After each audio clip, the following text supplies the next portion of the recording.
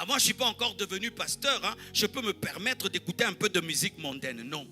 Un chrétien n'écoute pas la musique mondaine. D'ailleurs, je m'arrête là pour ne pas entrer dans le buzz. Amen. Hein? Je m'arrête là. Je me suis arrêté là. La révérence. La révérence fait que quand tu es dans le culte, tu éteins ton téléphone. À moins que ton travail t'exige d'être connecté parce que tu gères des cas compliqués.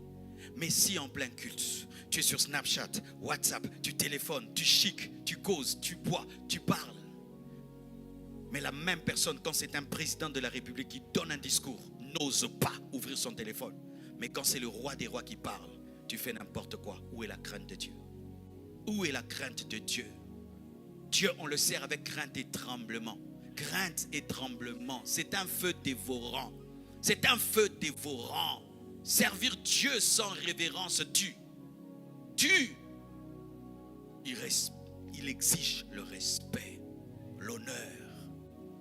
La crainte s'emparait de tous. Ce ne sont pas seulement les apôtres qui craignaient.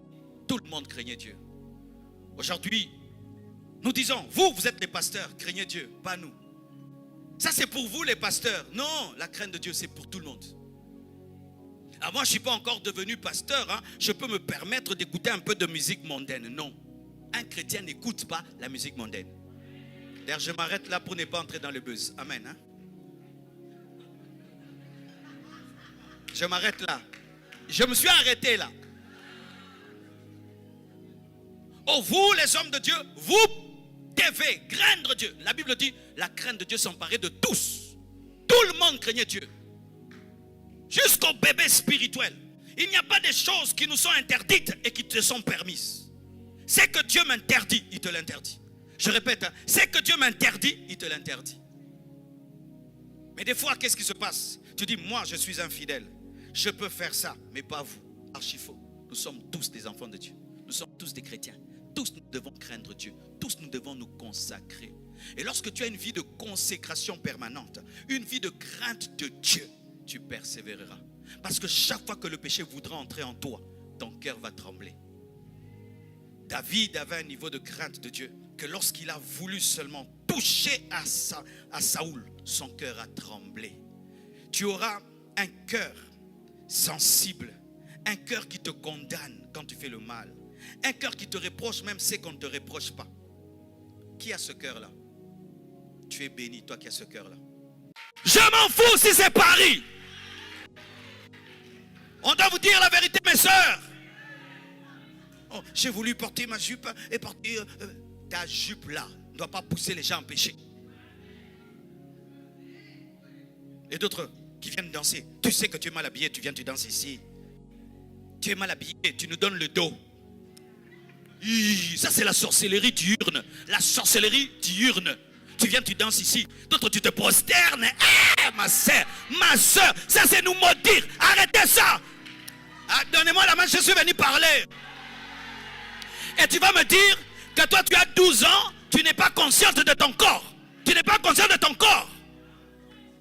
Une femme de 20 ans, 25 ans, tu n'es pas consciente de ton corps. Comment tu t'es habillé et tu viens te prosterner ici. Tu veux quoi? Le mariage? Ça se cherche comme ça?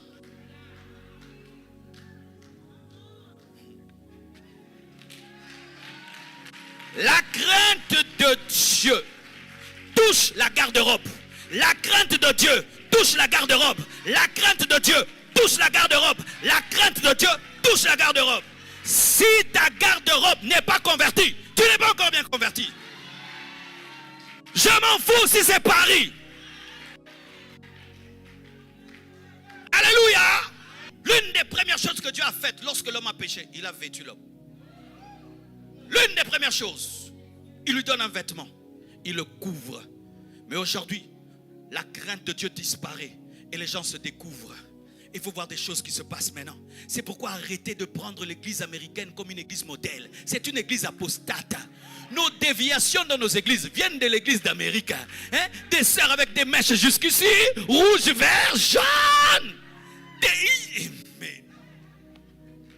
D'autres, ce sont des prédicatrices, des musiciennes. Et non, comme c'est une musicienne, elle chante devant 10 000 personnes. Donc c'est un modèle. Le modèle n'est pas la foule. Le modèle, c'est la parole. Le modèle, c'est la parole. elle est connue, elle a beaucoup d'abonnés. Le nombre d'abonnés ne détermine pas la crainte de Dieu. Nous voulons tout prendre des États-Unis, alors que l'église des États-Unis est en train de dévier. Les gens ont plus un esprit de star maintenant là-bas. Elle doit... Et qu'est-ce qui se passe? C'est que les fidèles, vous avez maintenant un esprit de modifier les mamans pasteurs à votre image et à votre ressemblance. Et vous poussez maintenant les mamans pasteurs à s'habiller bizarrement, afin que par elles vous ayez l'autorisation de mal vous habiller. Ainsi vous pourchassez vos mamans pasteurs pour qu'elles soient à la mode, et que quand on vous dit pourquoi, vous dites maman pasteur. La première église dans laquelle je suis allé en Europe, je me suis assis derrière. On ne savait pas que j'étais pasteur, mais j'ai envie de gifler les fidèles. Ils causaient, ils papotaient, ils chiquaient. Ils étaient sur leur téléphone, en plein culte. Le culte a lieu, ils ne sont pas là. Les bébés pleurent à gauche, les bébés pleurent à droite, ça pleure de partout. Je dis, mais qu'est-ce qui se passe ici? Mais j'ai dit, mais nos églises au Congo sont plus organisées. Mais qu'est-ce qui se passe? Tu ne sens pas que c'est un lieu sacré. Tu sens que les gens viennent s'amuser. D'autres en plein culte, il prend son coca et son pain. Il commence à manger. J'ai dit, non, mais c'est quoi ça? Oh, j'ai eu faim.